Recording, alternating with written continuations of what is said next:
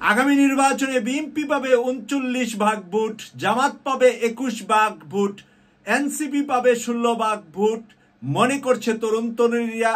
এমন একটি জরিপ প্রকাশ করেছে এই মুহূর্তে ইত্তেফাক পত্রিকায়।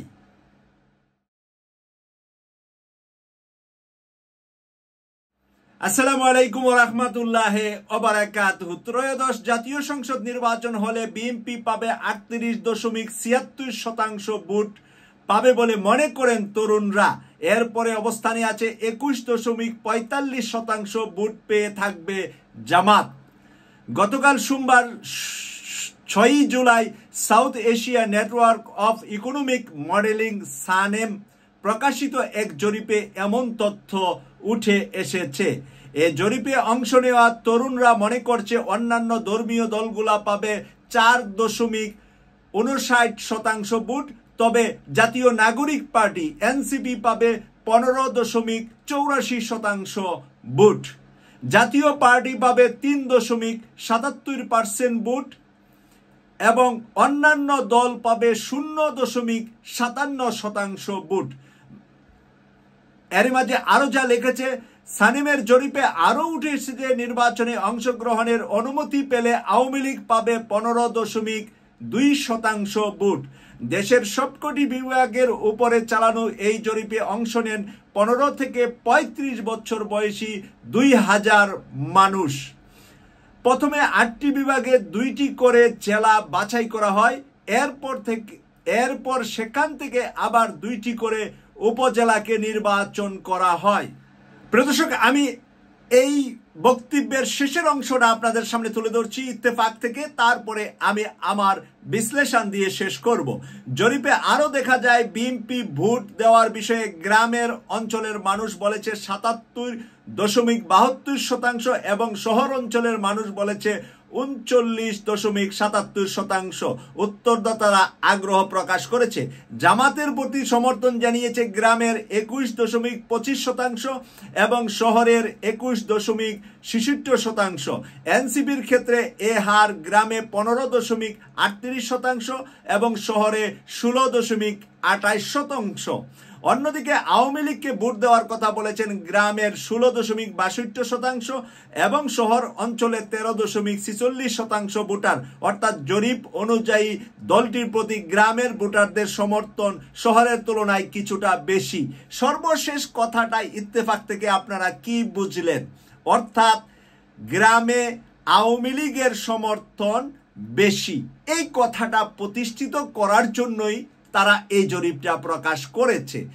যদি আমরা বুঝলে বুঝ, না বুঝলে কি, বুঝলে বুঝ পাতা, না বুঝলে তেজপাতা।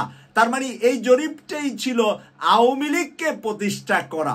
ইত্তেফাক টেকনিক্যালি এই জরিপটা সুন্দরভাবে তুলে ধরেছে আজকে দেশ এবং জনতার সামনে যে আওয়ামী লীগের ভোটার আছে 15% মানুষ আওয়ামী লীগকে ভোট দিবে, এই কথাটা প্রকাশ করেছেন। অপরদিকে জামাতকে ২১ আর বিএনপিকে ৩৯ এবং এনসিপিকে ১৫। এই বিষয়ে আমি এই জরিপের উপরে কোনো মতামত দিচ্ছি না। মতামত আপনারা লিখবেন কমেন্টস করে। কারণ এরই মাঝে আমরা অনেক লাইভ টক শোতে, আমরা অনেক বিভিন্ন চ্যানেলে, আমরা অনেক ইউটিউবারদের, বিশেষ করে ডক্টর পিনাকি ভট্টাচার্যের ভোটিং দেওয়া আছে, আমাদের সাংবাদিক ইলিয়াস ভাই ভোটিং দিয়েছে, আমাদের ডক্টর কনক সারোয়ার ভাই অনলাইনে ভোট করেছেন। এর সবগুলার সাথে কিন্তু আজকের এই ভোটের সামঞ্জস্য বা মিল নাই। শুধুমাত্র আমাদের মাঝে কোনো আওয়ামী লীগের গন্ধ আমরা পাইনি। এখন আওয়ামী লীগের গন্ধটা তারা মানুষের সামনে তুলে ধরার জন্য ইত্তেফাক টেকনিক্যালি সবার কথা বলে এসে লাস্টে আওয়ামী লীগের কথাটা বলে দিলেন। এর মধ্যে জাতীয় পার্টি ৩.৭৭%, ৩.৭৭% যদি পিআর পদ্ধতিতে নির্বাচন হয় জাতীয় পার্টি ১৭টা আসন পাবে। জাতীয় পার্টি ১৭টা আসন পাবে। আর বিএনপি যদি এই ৩৯ যেটা আছে ৩৯-এর কাছাকাছি, তাহলে ১২০টা সিট পাবে পিআর পদ্ধতিতে। জামাত যদি ২১.৮৬, তার মানে ২২-এর কাছাকাছি, তাহলে জামাত পাবে এখানে ২০ থেকে ৬০ আর ওখানে আরো 5টা, সব মিলে 21, মানে 1.86, ওটাকে যদি আমরা ধরি 5 আর এখানে 60, 65টা 65 জামাত পাবে আর বিএনপি পাবে 120। এনসিপি এখানে দেখাচ্ছে প্রায় 16%, 15তে 45, 1% আরো 3, এনসিপি পাবে 48টি আসন। এখানে সকল ইসলামী দলগুলাকে 4% দেখিয়েছে। সকল ইসলামী দল মিলে 4% হবে এটা আমি বিশ্বাস করি না, আমি বিশ্বাস করি আরো বেশি। এখানে লিখছে 4.59%।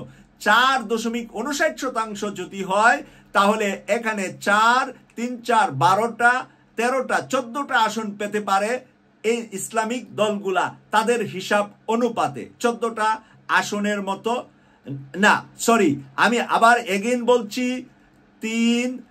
4কে 3 দিয়ে গুণ দিলে 12 হয়, তাহলে আরো এখানে 59 মধ্যে আরো 2টা হয়, তাহলে 14টা হয়।